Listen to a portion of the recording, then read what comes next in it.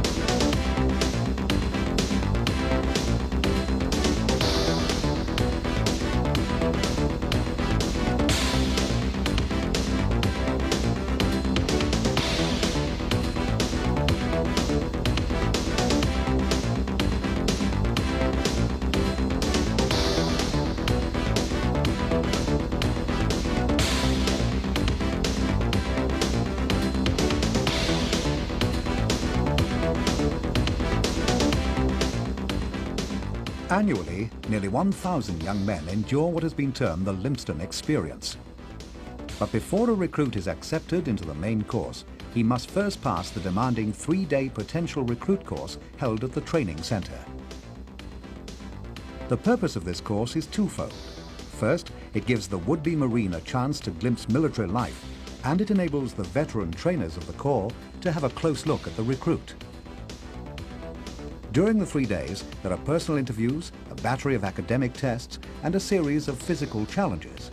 And, as always, an introduction to that all-important aspect of military life, marching.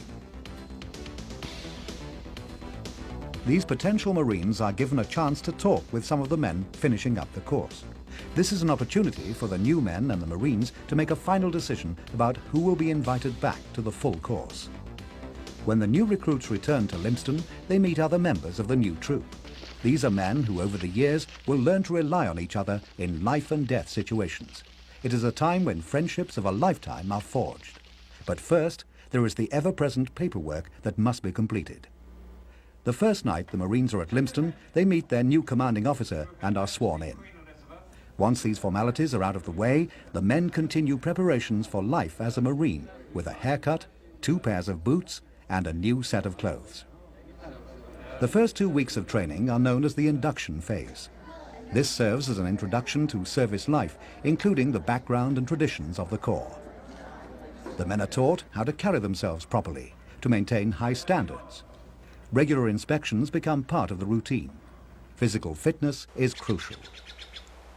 By the first weekend, the men go on their first deployment in the field to build a camp and learn basic survival techniques. The next 13 weeks are spent teaching the individual skills to be a Royal Marine commando. Throughout, the training is progressive. The expectation is each individual will be pushed to his personal limits. The men are worked hard as individuals and in teams.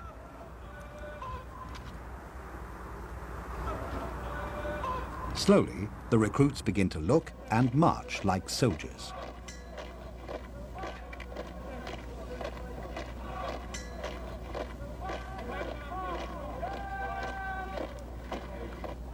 They are introduced early to the tools of the trade. The SA-80 assault rifle is the standard issue personal weapon. They are taught how to strip, reassemble, and use the weapon.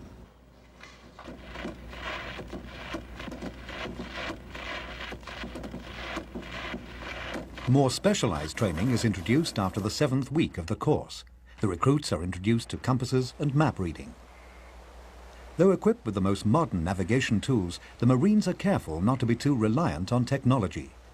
The men are expected to survive and fight with the most basic equipment. Field exercises are used to teach camouflage techniques and the art of concealment. New weapons are introduced. At the 10-week mark, training intensifies. The men are taught to work with helicopters and endure a 4-day survival exercise where they're expected to live off the land. Tests are then taken on the whole range of skill they've been taught to date.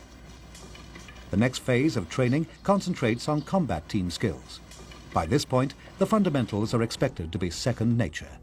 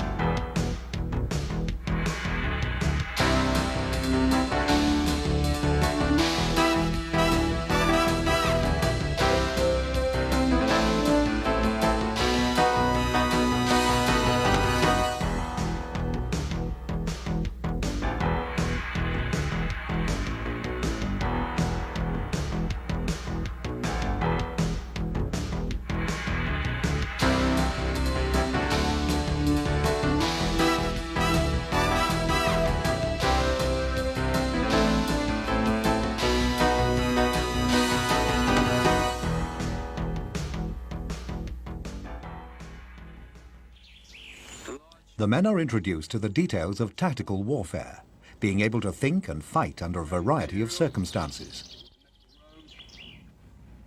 The training moves to Dartmoor. Live fire exercises add an element of realism and danger to the maneuvers.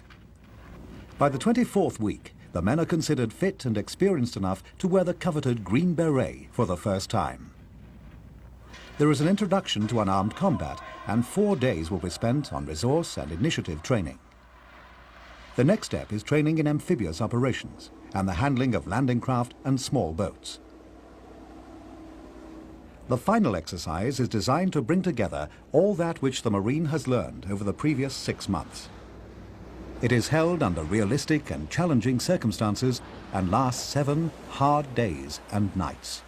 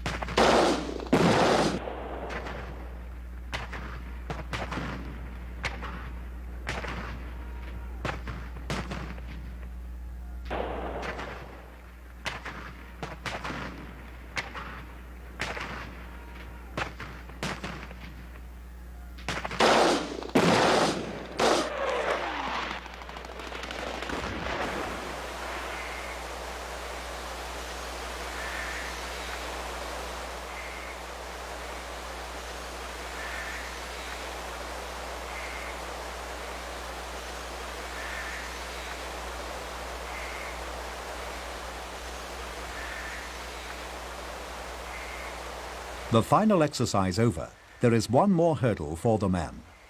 They must pass the traditional commando test, which originated with the first commandos in World War II, and includes a 9-mile speed march that must be concluded in 90 minutes, a grueling endurance course, a 2-mile obstacle course, followed by a 4-mile run to the firing range where the Marine is expected to hit the target at least 6 times within 10 shots.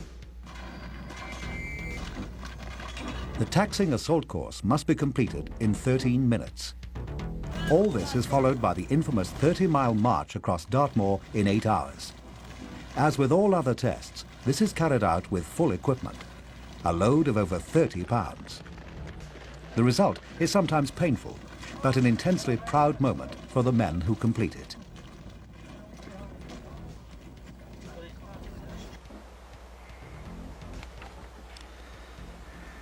Marines! To your duties! Quick! March! Graduation ceremonies complete these long weeks of hard work, and the men are officially awarded their Green Berets. Tests, especially with the 84 and final exercise as well. Congratulations, Green Beacon. These men are now assigned to jobs within the commando units. But training hardly ceases. It continues throughout the career of the Royal Marine. These men are corporals, combat veterans of Northern Ireland and deployments to the Middle East. In preparation for the sergeant's course, they must undergo a rigorous refresher course in basic combat tactics. First, it's a long march out from Oakhampton Camp on the edge of Dartmoor. The men, as always, march in full combat kit. The rendezvous point is deep in the moors. The Marines take a break and prepare for the exercise in earnest. The exercise is focused on a squad of men in a valley facing a sniper. A supervising sergeant outlines the tactical situation.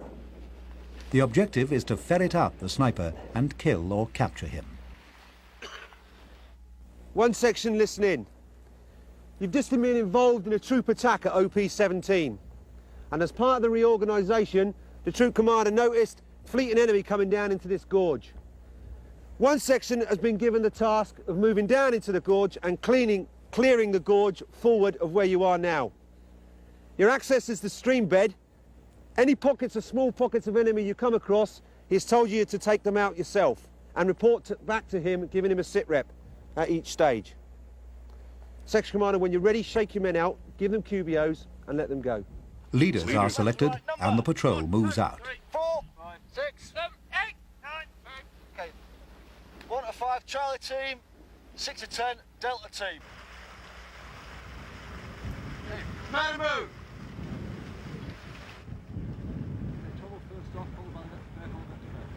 Move.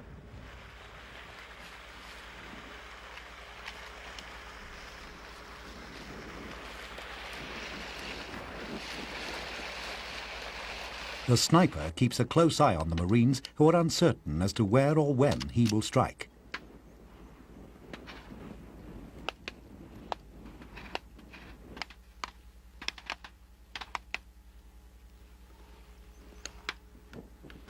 The sergeants keep a close eye on the men, observing their techniques in moving through hostile territory. Messages on, men.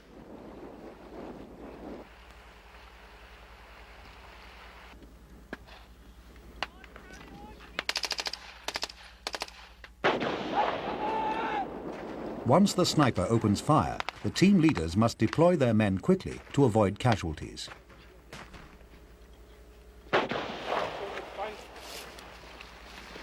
Half circle. The initial goal is to disperse the men, but still maintain unit cohesion. Watch! Watch! Shoot! Watch! And shoot!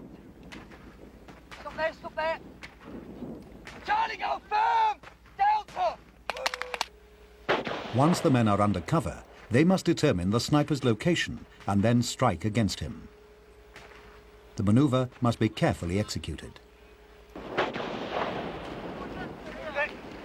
These men know that the price for carelessness on the streets of Belfast may mean death for a fellow Marine, an innocent civilian, or themselves. Hello, Zero. This is 1-1 Charlie.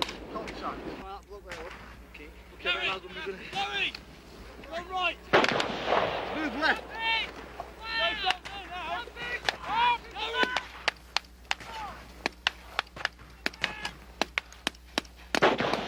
the men close in on the sniper.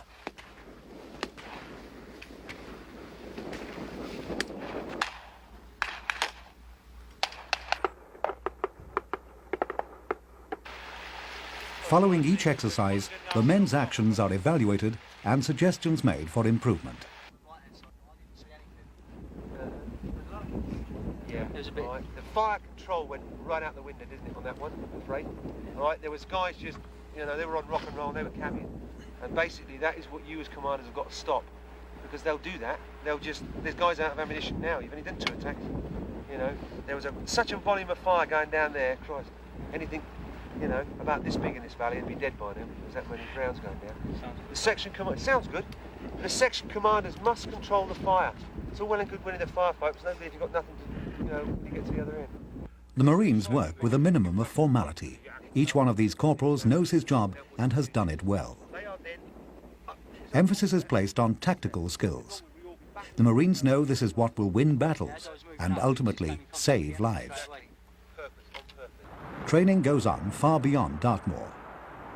The Marines today are deployed throughout the world, from continental Europe to the Middle East and to Hong Kong.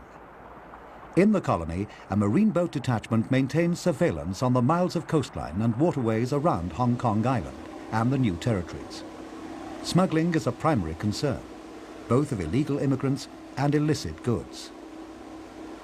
As the colony moves towards independence from Britain, tensions are rising.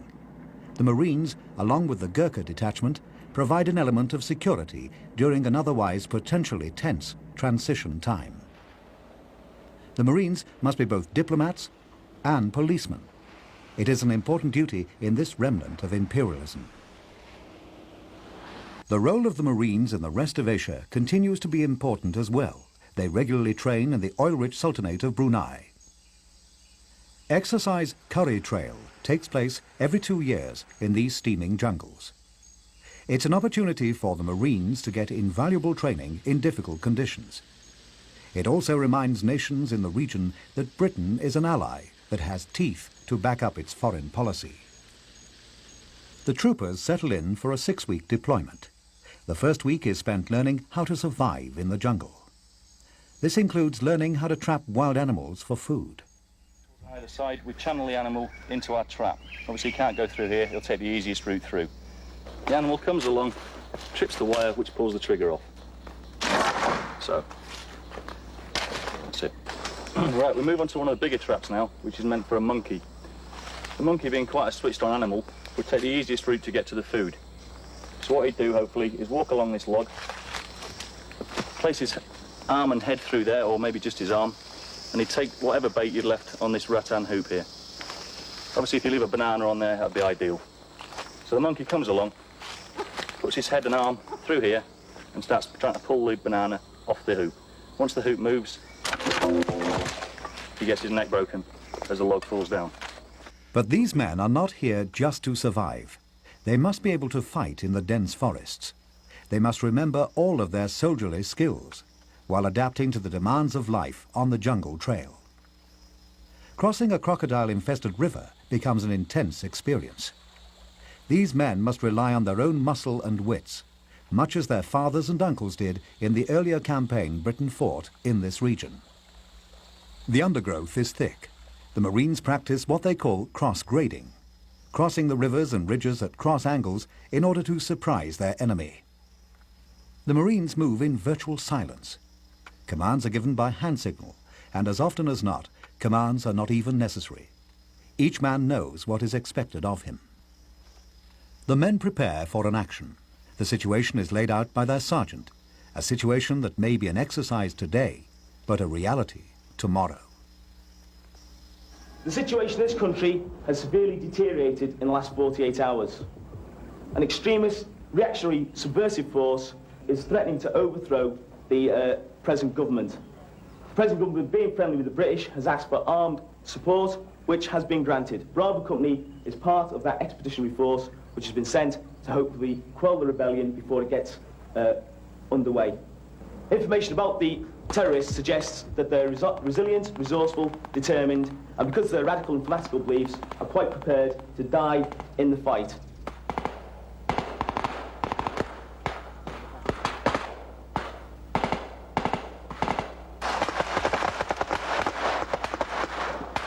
Okay, move into the ditch. In the Middle East, the Marines were prominent in Operation Safe Haven at the end of the Iran-Iraq War. Thousands of Kurdish refugees fled into the hills of northern Iraq along the Turkish border, escaping persecution from Saddam Hussein after rebelling against Iraqi control. The world watched in horror as hundreds of people were dying of starvation and disease. The Royal Marines joined in the multinational effort both to give protection to the Kurds, but also to build shelter, provide food, and medical attention. In recent years, the Marines have been closely associated with the defense of Norway, assigned by NATO to protect its northern flank. The end of the Cold War has not lessened the importance of this mission. Uncertainty in the former Soviet Union's republics keeps Western military planners busy trying to anticipate the next crisis point. The Marines remain vigilant in this theatre. In the event of trouble, it is expected that the bulk of Marine units would move by ship to the north. Deployment would not be easy. The mountains and snow of Arctic regions present a challenge year-round. In places, the snow never melts and the ground remains frozen and hard as concrete. This makes digging in very difficult, requiring power tools and explosives.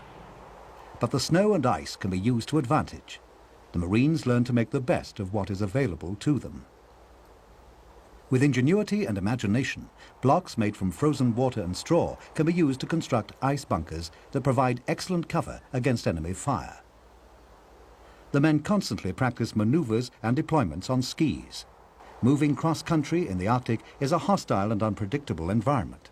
The men must still be able to fight under these conditions. The mission of the Marines is not just to provide security in pre-designated theatres. They are prepared to serve virtually anywhere and under any condition.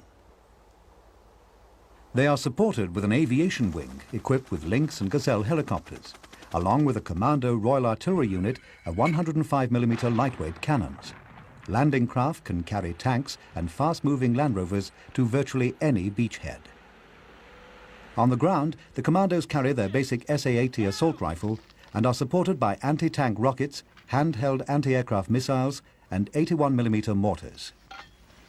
Engineering elements give the Marines the flexibility to move quickly, even if terrain or man-made objects stand in the way. The key to success for the commandos is being able to deliver men and equipment quickly into hostile situations. As an integral part of the Royal Navy, the Marines are supported by Royal Navy amphibious assault ships and landing craft. The Marines pride themselves on being a self-sustaining operation. The Commando Logistics Regiment of the Royal Marines is responsible for keeping the fighting men in action. They provide transport, ordnance, and workshop support. The regiment is organized into 5 squadrons to carry out these functions. The primary role of the transport squadron is to move combat supplies such as ammunition, fuel, and food from the base support depot to the forward areas. Generally, supplies are distributed under cover at night. The regiment's specialized vehicles, such as fuel trucks, are designed to carry massive amounts quickly and under combat conditions. The medical squadron is capable of fielding 50-bed dressing stations which can be used as field hospitals. An ambulance troop provides emergency transport. Casualties can be quickly evacuated from the frontline areas. The squadron trains to operate under a variety of conditions, including the Arctic. Modern warfare makes tremendous demands upon equipment, and as the Gulf War proved, sometimes battles are measured in hours rather than days. It is critical that equipment and men be kept moving. The workshop squadron provides the support the Marines need to stay in battle. The squadron is capable of repairing and recovering virtually all of the commando's equipment. Support troops provide backup services in rear areas or close to the front lines. The workshop teams are fully self-supporting, carrying all the tools and spare parts they need to keep the combat Marines fighting. All of this requires a sophisticated supply system. Modern management techniques, inventory controls, and maintenance programs are used to keep track of the thousands of pieces of equipment the regiment is responsible for. These men expect to be able to defend themselves. They are all combat qualified and trained to fight, as well as perform their logistic roles. Among British forces, this combined service regiment is a good example of cooperation among the services supporting the combat soldier and marine.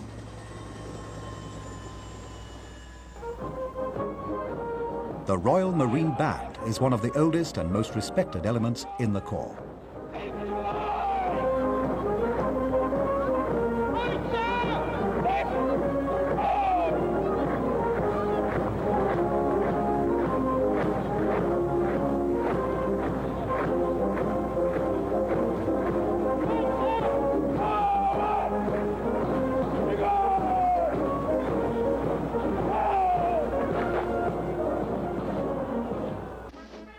The British military and naval establishment has steadily reduced in size since the Second World War.